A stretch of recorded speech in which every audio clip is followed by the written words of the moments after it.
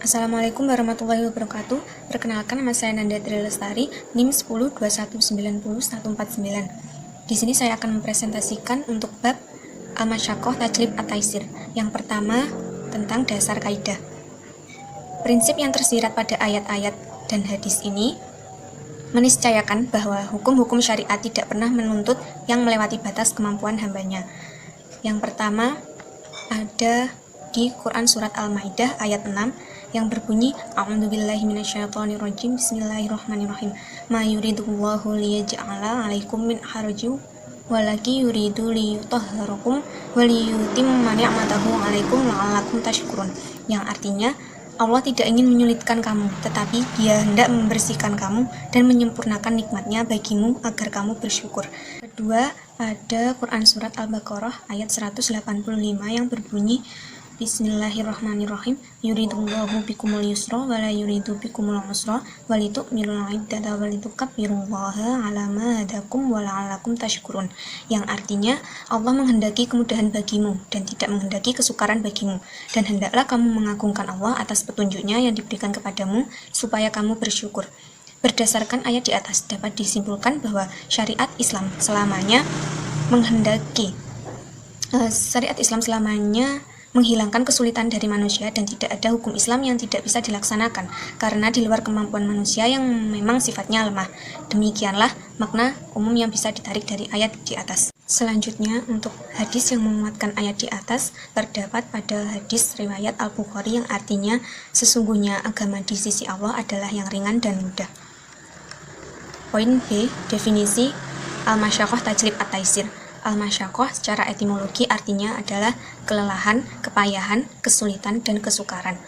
Seperti yang terdapat dalam Quran Surat An-Nahl ayat 7 yang berbunyi A'udzubillahi minasyaitonirrajim, Bismillahirrahmanirrahim, wa tahmilu athqalakum ila baladil la takunu balighihi illa bisyiqqil anfus inna rabbakum lara'ufur rahim. Yang artinya, dan ia memikul beban-bebanmu ke suatu negeri yang kamu tidak sampai ke tempat tersebut kecuali dengan kelelahan diri atau kesukaran.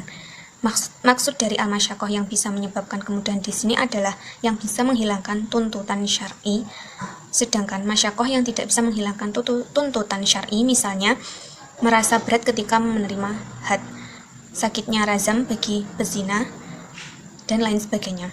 Kedua contoh seperti itu tidak dipengaruhi dan tidak dapat diringankan oleh hukum syariat. Selanjutnya, At-Taisir secara bahasa berarti kemudahan atau kelenturan.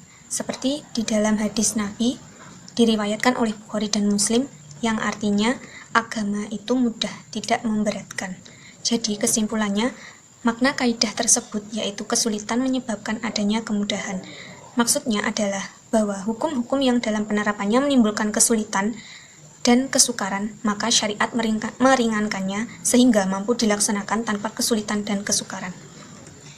Selanjutnya, macam-macam masyaqqah. Para ulama membagi masyaqqah menjadi 3 tingkatan. Yang pertama, al-masyaqqah al-azimah, kesulitan yang sangat berat, atau bisa disebut juga sebagai kemudaratan, seperti kekhawatiran akan hilangnya nyawa atau kerusakan anggota badan. Yang kedua, al-masyaqqah al-mutawasithah, yang artinya kesulitan yang pertengahan, tidak sangat berat juga tidak sangat ringan, seperti kesakitan biasa. Ketentuannya tergantung pada kesulitannya itu sendiri. Apabila kesulitan tersebut lebih dekat kepada yang berat, maka perlu diringankan. Namun apabila kesulitan tersebut lebih dekat kepada yang ringan, maka tidak ada kemudahan apa-apa. Yang nomor 3, al-masyaqqah al-khafifah, atau kesulitan yang ringan. Kesulitan ringan yang bisa diatasi tanpa mengurangi pelaksanaan ibadah tersebut, seperti terasa lapar waktu puasa, terasa capek waktu tawaf dan sa'i, terasa pening waktu rukuk dan sujud, dan lain sebagainya. Masyaqqah semacam ini dapat ditanggulangi dengan mudah, yaitu dengan cara sabar dan melaksanakan ibadah. Poin selanjutnya, poin C, yaitu ruksah, takfif, dan azimah. Secara etimologi, ruksah artinya keringanan dan kemudahan. Sedangkan menurut terminologi, ruksah adalah hukum yang ditetapkan berbeda dengan dalil berdasarkan adanya udzur. Dengan kata lain, ruksah adalah sebuah formulasi hukum yang telah berubah dari bentuk asalnya karena mempertimbangkan objek hukum, situasi, kondisi, dan tempat tertentu. Sebaliknya, jika formulasi hukum syariat tidak mengalami perubahan, maka itu dinamakan azimah. Secara bahasa, azimah artinya kehendak untuk mengokohkan. Ringkasnya, azimah adalah sebuah bentuk kerangka hukum dasar atau fundamental yang belum mengalami perubahan, kodifikasi, reformasi, reformulasi, maupun reduksi. Misalnya, secara hukum azimah sholat dalam kondisi bagaimanapun dan apapun harus dilakukan dalam keadaan berdiri. Kemudian, contoh yang kedua, bangkai dan daging babi dalam kondisi apapun tetap haram untuk dimakan. Mukhtar Yahya dan Fathur Rahman mengistilahkan ruksah dengan takfif atau keringanan, dan ruksah dalam arti kemudahan. Ruksah dalam arti takfif terdiri dari 7 macam. Yang pertama, takfif ishat atau ruksah ishat, pengguguran kewajiban, yaitu keringanan yang berupa pengguguran seperti uzur sholat Jumat, haji, umroh, dan jihad. Jika semua pekerjaan itu tidak dapat terlaksana akibat adanya uzur dengan ketentuan-ketentuan tertentu, maka syariat memberi toleransi dengan menghapus kewajiban-kewajiban tadi. Misalnya, untuk sholat Jumat diganti dengan sholat duhur seperti biasanya. Nomor 2, takfif tangkis atau pengurangan beban kewajiban. Misalnya, seperti diperbolehkannya qashar bagi musafir. Sebelum menjadi musafir, ia harus melaksanakan sholat duhur atau asar sebanyak 4 rakaat. Tetapi setelah ia berada dalam perjalanan, maka kewajiban 4 rakaat itu diperingan menjadi 2 rakaat dengan cara diqashar.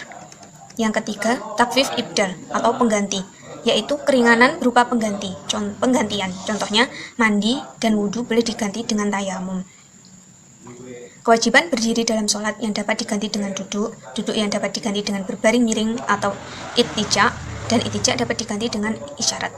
Selanjutnya yang keempat, takfif takdim atau mendahulukan, yaitu keringanan yang berupa mendahulukan sesuatu yang belum datang waktunya. Misalnya dalam jamak takdim, di mana sholat asar boleh didahulukan atau dilaksanakan pada waktu duhur karena adanya alasan-alasan tertentu. Selanjutnya yang kelima, ada takfif ta'khir atau mengakhirkan, yakni keringanan yang berupa mengakhirkan sesuatu yang telah datang waktunya. Misalnya, sholat jamak takhir, sholat duhur yang boleh ditunda dan dilaksanakan pada waktu asar. Yang keenam, ada takfif tarkis atau darurat. Misalnya, diperbolehkannya memakan bangkai saat kelaparan, berobat dengan obat-obatan atau makanan yang najis atau haram, dan minum arak atau khamr untuk melegakan lubang tenggorokan yang tersumbat. Semua jenis ruksah semacam ini boleh dilakukan jika sudah menjadi keharusan atau menjadi satu-satunya jalan yang bisa ditempuh untuk menyelamatkan jiwa penderita. Yang terakhir ada takfif taghir atau berubah hukum, yaitu keringanan yang berupa perubahan sesuatu yang telah diatur menurut aturan tertentu. Misalnya, perubahan tuntutan gerakan dalam sholat saat situasi yang menakutkan. Misalnya, sholat dalam keadaan atau masa peperangan. Sholat dalam kondisi seperti ini boleh dilakukan sesuai kemampuan atau gerakan yang mungkin dilakukan tanpa ada aturan pastinya. Selanjutnya, D. Hukum, bentuk, dan objek ruksah. Hukum mengamalkan ruksah menurut ulama Syafi'iyah dibagi menjadi beberapa poin. Yang pertama, ruksah wajib, contohnya meminum khamr bagi orang yang tenggorokannya tersekat sehingga tidak bisa bernafas, sebagaimana firman Allah dalam Quran surat Al-Baqarah ayat 195 yang artinya, dan janganlah kamu menjatuhkan dirimu sendiri dalam kebinasaan. Poin kedua yaitu ruksah mandub, contohnya sholat qashar bagi musafir yang telah melakukan perjalanan selama 3 hari. Adapun qashar dalam keadaan ini adalah sunnah atau lebih afdol melakukannya berdasarkan firman Allah pada surat An-Nisa ayat 101 dan hadis yang diriwayatkan oleh Imam Muslim dari Umar bin Khattab bahwa sholat qashar adalah sedekah yang diberikan oleh Allah, maka terimalah sedekah Allah tersebut. Yang poin ketiga, ruksah mubah, contohnya seperti akad salam, akad ijarah, akad masakoh. Akad ini dikategorikan ruksah yang mubah karena memandang hukum asalnya yang tidak diperbolehkan karena dianggap membeli barang yang maktub dan mengambil manfaat yang maktub. Selanjutnya yang keempat, ruksah khilaf al-aula atau lebih utama ditinggalkan, misalnya berbuka atau membatalkan puasa bagi musyafir yang tidak mengalami kesulitan untuk melaksanakan puasa. Selanjutnya, objek ruksah. Dalam perspektif fikih, sering ditegaskan bahwa setiap ada masyakoh akan mendapat rukhsah, tetapi tidak semua orang bisa mendapatkan rukhsah. Ada kategori-kategori tertentu yang bisa mendapatkan rukhsah. Yang pertama, ikrah atau pemaksaan. Terpaksa yang dimaksud di sini adalah menghendaki orang lain melakukan tindakan yang bertentangan dengan keinginannya, seperti paksaan merusak harta orang lain, meminum khamr, dan memakan bangkai. Namun dalam hal ini tidak semua paksaan diperbolehkan. Paksaan yang tidak diperbolehkan antara lain paksaan dalam bentuk membunuh dan berzina. Kedua hal tersebut tetap diharamkan. Yang kedua, nisyan atau lupa adalah tidak mampu menampilkan sesuatu dalam ingatan pada waktu diperlukan. Ketidakmampuan ini menyebabkan tidak ingat akan beban hukum yang dipikulkan kepadanya. Yang ketiga ada jahal atau tidak tahu. Yang keempat ada safar dalam perjalanan. Di antara kemudahan rukhsah dalam perjalanan adalah bolehnya mengqashar sholat yang 4 rakaat. Untuk laki-laki, bolehnya meninggalkan sholat Jumat dan menggantikan dengan sholat zuhur. Selanjutnya ada poin kelima, marot atau sakit. Poin keenam ada al-urs atau kesulitan. Contohnya, ketika turun hujan, biasanya percikan air akan bercampur dengan najis dan hal ini sangat sulit untuk dihindari. Namun, karena percikan ini timbul dari keadaan yang sulit untuk dihindari, maka hukumnya dimaafkan. Yang ketujuh ada nakis atau nilai minus. Yang termasuk dalam kategori ini adalah anak-anak, orang gila, idiot atau safih, dan hamba sahaya. Selanjutnya poin E, kaidah-kaidah turunan dan contoh penerapan kaidah dalam kasus. Poin pertama ada apabila suatu perkara menjadi sempit, maka hukumnya meluas, dan apabila suatu perkara menjadi luas, maka hukumnya menyempit. Contoh penerapannya, wanita yang sedang menstruasi dilarang sholat dan puasa.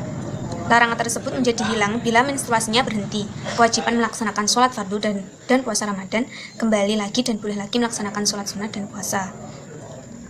Selanjutnya yang kedua, apabila yang asli sukar dikerjakan, maka berpindah kepada penggantinya. Contoh penerapannya, tayamum sebagai pengganti wudhu. Yang ketiga, apa yang tidak mungkin menjaganya, maka hal itu dimaafkan. Contoh penerapannya, darah yang ada pada pakaian yang sulit dibersihkan dengan cucian. Selanjutnya, poin keempat, keringanan itu tidak dikaitkan dengan kemaksiatan. Contohnya, orang yang berpergian untuk berjudi lagi kehabisan uang dan kelaparan, kemudian ia makan daging babi. Hal itu tidak diperbolehkan. Yang poin kelima, apabila suatu kata sulit diartikan dengan arti yang sesungguhnya, maka kata tersebut berpindah arti kepada arti kiasannya.